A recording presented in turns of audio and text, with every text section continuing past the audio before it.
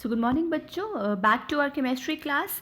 In the last class we were doing the chapter chemical reactions and equations और उसमें हम थे decomposition reaction topic पर. हम पढ़ रहे थे type of chemical reactions जिसमें हमने first reaction cover किया था combination reaction और उसके बाद हमने पढ़ा था decomposition reaction. I made you note down the definition of decomposition reaction. I hope you remember. क्या definition थी इसकी? The reaction in which one reactant decomposes to give more than one product is called decomposition reaction. कोई भी ऐसा reaction जिसमें एक reactant decompose होकर एक से ज़्यादा प्रोडक्ट देता है उसे कहा जाता है डिकम्पोजिशन रिएक्शन. ये मैंने प्रोडक्ट 1 प्रोडक्ट 2 लिखा है, कंफ्यूज मत होना. एक और मिलता तो प्रोडक्ट 3 हो जाता, लाइक दैट. फिर मैंने आपको बताया था कि डिकम्पोजिशन रिएक्शन के भी आगे टाइप्स होते हैं. ठीक है, तो आज की क्लास में हम पढ़ने वाले हैं टाइप्स ऑफ डिकम्पोजिशन रिएक्शंस. तो डालिए आज की हेडिंग, डालिएगा टाइप्स ऑफ डिकम्पोजिशन रिएक्शंस. ठीक है, टाइप्स ऑफ डिकम्पोजिशन रिएक्शन. तो ये 3 तरह के होते हैं. हमारे पास 3 तरह के डिकम्पोजिशन रिएक्शंस होते हैं. फर्स्ट होता है इन हीट, यानी जब हम रिएक्टेंट को हीट दे दें तब डिकम्पोजिशन हो जाता है. ठीक है, जब हम रिएक्टेंट्स को क्या दे दें, हीट दे दें और डिकम्पोजिशन हो जाए, मतलब रिएक्टेंट ब्रेक डाउन हो जाए, टूट जाए, उसे कहा जाता है थर्मल डिकम्पोजिशन. क्या कहा जाता है? Thermal decomposition. ब्रैकेट में लिख लीजिएगा, थर्मल डिकम्पोजिशन. ठीक है. सेकंड, जब हम क्या दे दें, इलेक्ट्रिसिटी दे दें. क्या दे दें हम? इलेक्ट्रिसिटी दे दें. ठीक है, बिजली का झटका दे दिया, इलेक्ट्रिसिटी पास करवा दी और रिएक्टेंट ब्रेक हो गया, तो उसे कहा जाता है, ब्रैकेट में डाल के लिखिएगा, इलेक्ट्रोलाइसिस. ठीक है, ELECTRO, electrolysis, LYSIS, electrolysis. Third आप लिखेंगे जब हम लाइट दे दें, इन सनलाइट. क्या दे दें? सनलाइट दे दें. ठीक है, ब्रैकेट में आप लिखिएगा फोटोलाइसिस. क्या लिखेंगे आप? फोटोलाइसिस. Is this clear? तो आपको समझ आया कौन कौन से डिकम्पोजिशन रिएक्शंस हो सकते हैं. 3 तरीके से हम डिकम्पोजिशन रिएक्शन को करवा सकते हैं. कौन से 3 है? जब हम हीट दे दें, ठीक है, तो थर्मल डिकम्पोजिशन हो जाता है. जब हम इलेक्ट्रिसिटी पास करवा दें तो इलेक्ट्रोलाइसिस हो जाता है. जब हम सनलाइट दे दें तो क्या हो जाता है? फोटोलाइसिस हो जाता है.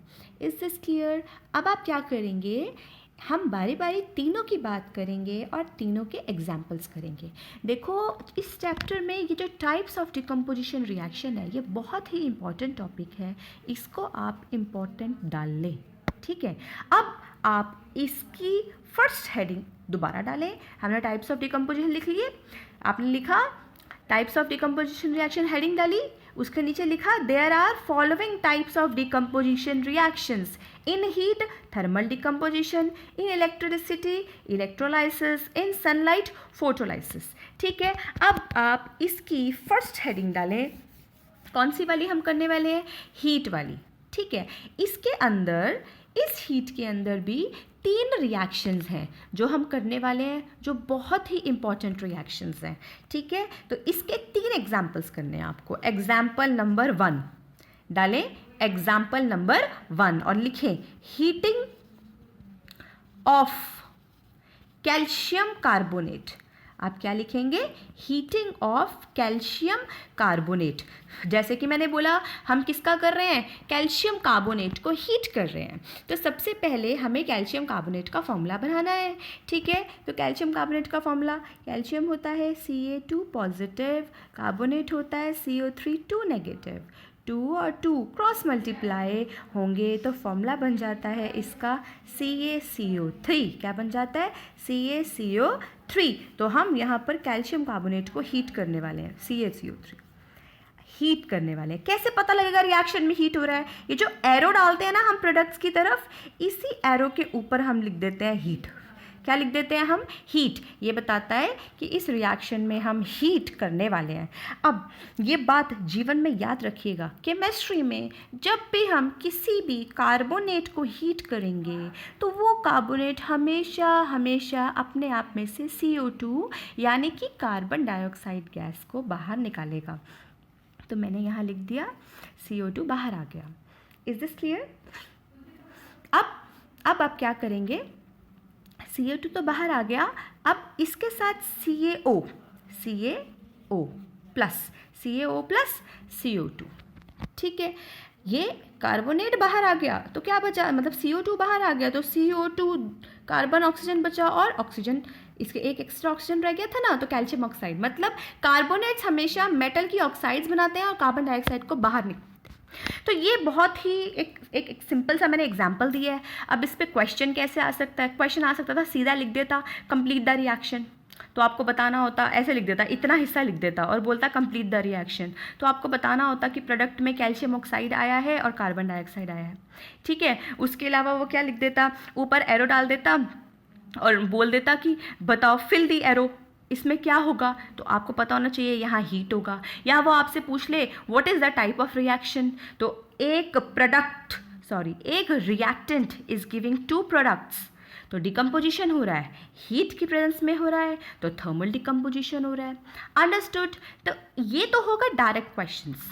अगर इस पे कोई इनडायरेक्ट क्वेश्चन बने, पहले आपको डायरेक्ट के लिए तैयार करना है, धीरे धीरे आप इनडायरेक्ट के लिए तैयार होंगे, ठीक है। ये तो डायरेक्ट क्वेश्चन मैंने बोला। अगर मैं इस पे इनडायरेक्ट क्वेश्चन बनाती तो मैं ऐसे बोल सकती थी, name the substance heated which on heating liberates the gas which extinguishes fire.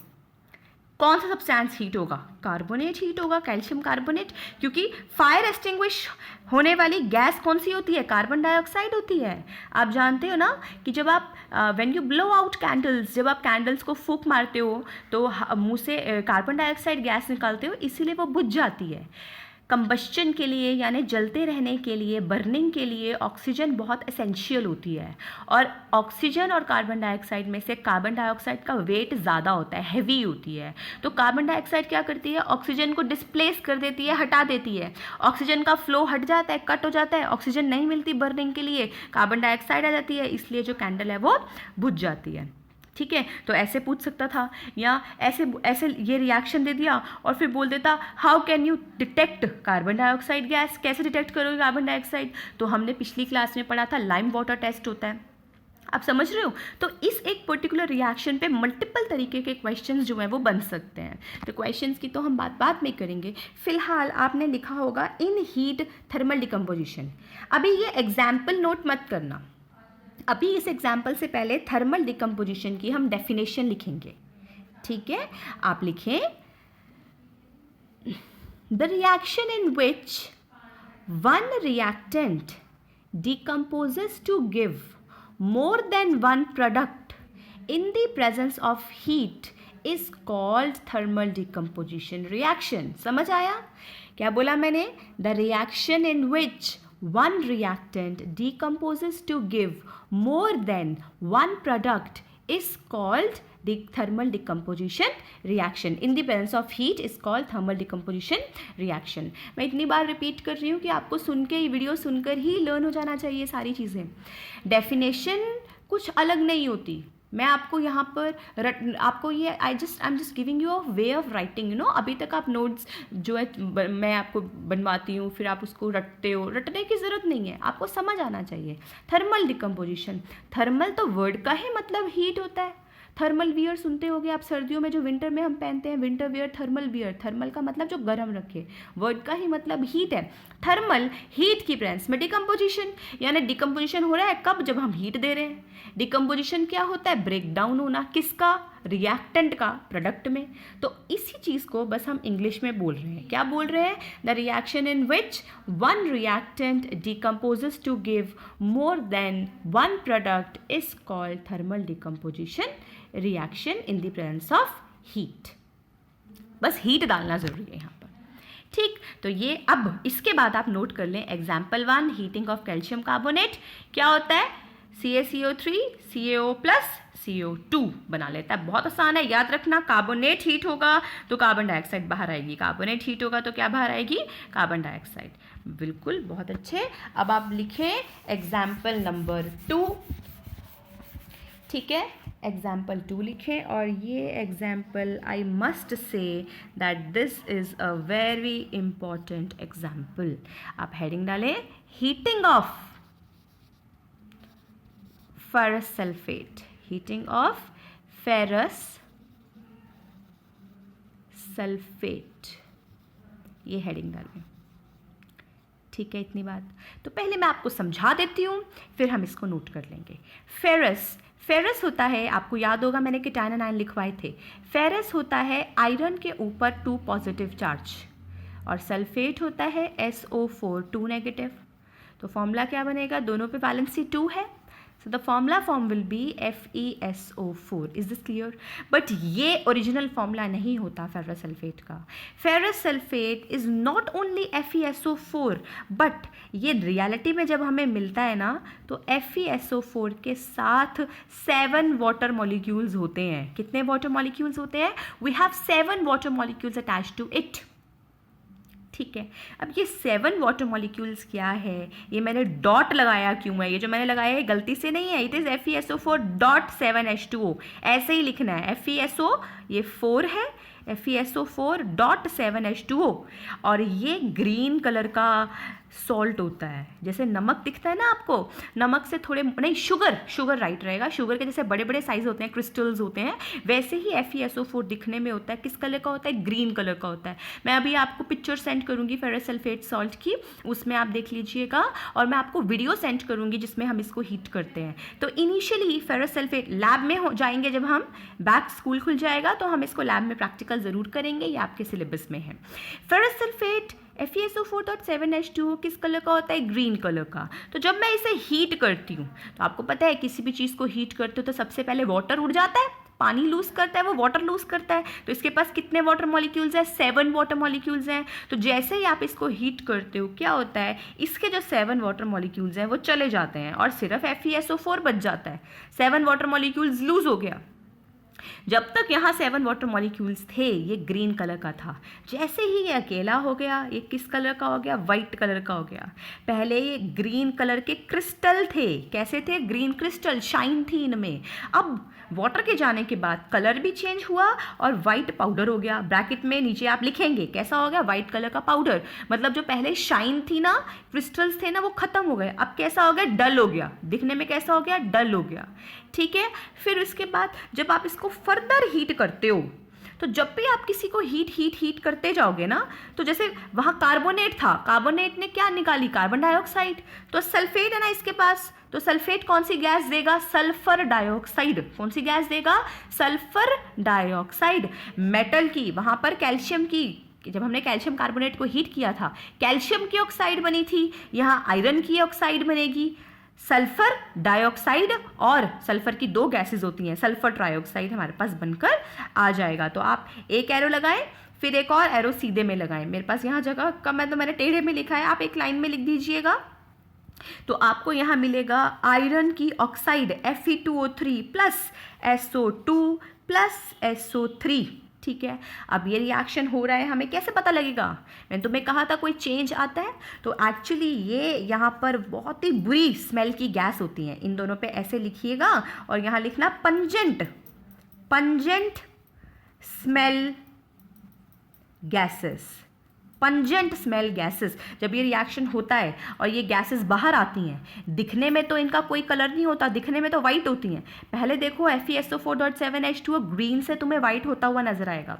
जब आप इसे फर्दर हीट करोगे तो आपको क्या नजर आएगा? कि 2 गैसेस निकली हैं, दिखेंगी नहीं पर इतनी गंदी स्मेल आएगी उसकी कि आपको स्मेल से पंजेंट ऑर्डर, पंजेंट का मतलब होता है बहुत कुछ अजीब सा, कुछ डिस्टिंग्विश ऑर्डर, बुरा सा ऑर्डर, पंजेंट स्मेलिंग गैसेस जो है इवॉल्व होती हैं। ठीक है, याद कर पाओगे इसे। हीटिंग ऑफ फेरस सल्फेट क्या है? FeSO4.7H2O ग्रीन से किस में चेंज होता है? वाइट कलर में चेंज होता है। तो 7 वाटर मॉलिक्यूल्स को लूज कर देता है, सिर्फ FeSO4 रह जाता है। फर्दर हीट करते हो तो सल्फेट सल्फर डाइऑक्साइड और सल्फर ट्राइऑक्साइड SO2 और SO3 देता है और आयरन अपनी ऑक्साइड बनाता है Fe2O3। यहाँ पे आयरन 3 पॉजिटिव है, Fe3 positive O2 negative, cross multiply करके Fe2O3 आ रहा है। अब आप इसको लिखें, when ferrous sulphate is heated the colour of ferrous sulphate changes from green to white। ठीक है, when ferrous sulfate is heated the color of ferrous sulfate changes from green to white। on further heating iron oxide, sulfur dioxide and sulfur trioxide लिख देना, Fe2O3 SO2 SO3, sulphur dioxide क्या है SO2 SO3, यही लिखना। Iron oxide, sulphur dioxide, sulphur trioxide are formed, full stop। SO2 and SO3 are pungent smelling gases, therefore bad odor, bad यानी कि pungent, bad pungent order is observed, pungent ही लिखिएगा, pungent order, order मतलब smell, ODOUR, order मतलब smell, order is observed, pungent order is observed. Is is clear? तो अब आप बिल्कुल डालें यहाँ पर आपका एग्जाम्पल 2 खत्म हो गया है। ये रिएक्शंस आप सारे के सारे लर्न करिएगा, अगली बार सुनने मैंने आपसे। अब आप यहाँ पर डालें अपना एग्जाम्पल नंबर 3, ये भी बहुत इम्पॉर्टेंट एग्जाम्पल है। आप यहाँ लिखें हीटिंग ऑफ, एग्जाम्पल नंबर 3 लिखेंगे, क्या लिखेंगे? Heating of lead nitrate, lead nitrate, heating of lead nitrate. Example 3 heading डालें heating of lead nitrate. Lead होता है Pb, याद है आपको Pb, तो Pb और नाइट्रेट बोल रही हूँ, तो Pb वैलेंसी बनाकर देखिएगा खुद, Pb2 पॉजिटिव होता है, NO3 क्या होता है 1 नेगेटिव होता है, Pb2 positive and NO3 1 negative, cross multiply 2 और 1 क्रॉस मल्टीप्लाई, क्या फॉर्मूला आएगा? Pb को मिलेगा कितना वैलेंसी 1 और NO3 को मिलेगा 2, PbNO3 ब्रैकेट में डाल के ट्वाइस, ये बन गया। ठीक है, अब हम बात करते हैं इस रिएक्शन की। जब हम PbNO3 ट्वाइस को हीट करते हैं, यानी कि थर्मल डिकम्पोजिशन रिएक्शन करवाते हैं, हीट करते हैं, थर्मल डिकम्पोजिशन चल रहा है, एक रिएक्टेंट है ब्रेक डाउन होकर मोर देन 1 प्रोडक्ट देगा। पिछले में कौन कौन से प्रोडक्ट मिले थे? फेरस सल्फेट को हमने हीट किया, हमें फेरिक ऑक्साइड मिली, Fe2O3 मिला, हमें SO2 मिला सल्फर डाइऑक्साइड, और SO3 sulphur trioxide, SO2 sulphur के साथ 2 oxygen sulphur dioxide, SO3 sulphur के साथ 3 ऑक्सीजन सल्फर ट्राइऑक्साइड। ठीक है, तो वो कैसा रिएक्शन था? थर्मल डिकम्पोजिशन था। यहाँ भी हम लेड नाइट्रेट को हीट कर रहे हैं और ये टूटेगा, ब्रेक डाउन होगा, तो ये भी कौन सा रिएक्शन होगा? थर्मल डिकम्पोजिशन रिएक्शन होगा। तो लेड नाइट्रेट देखने में कुछ अलग नहीं होता, वाइट कलर का होता है। कैसा दिखता है ये आपको? वाइट कलर का, शुगर जैसा दिखता है, क्रिस्टल्स होते हैं वाइट इसके। जब आप इसको हीट करते हो, देखो हर कोई जो उसके पीछे लगा है ना, उसमें से जो गैस बन सकती है वो बना रहा है। जैसे कार्बोनेट ने बनाई कार्बन डाइऑक्साइड, सल्फेट ने बनाई सल्फर डाइऑक्साइड, उसी तरह नाइट्रेट बनाएगा नाइट्रोजन डाइऑक्साइड। क्या बनाएगा? Nitrogen dioxide. और लेड के पास खाली कौन बचेगा? ऑक्सीजन। लेड के पास कौन बचेगा?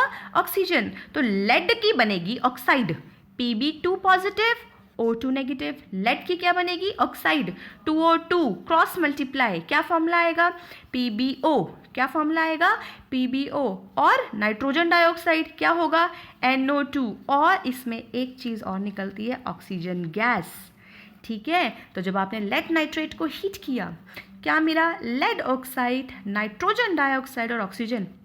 इसमें देखने वाली चीज़ क्या होती है? ये ब्राउन फ्यूम्स।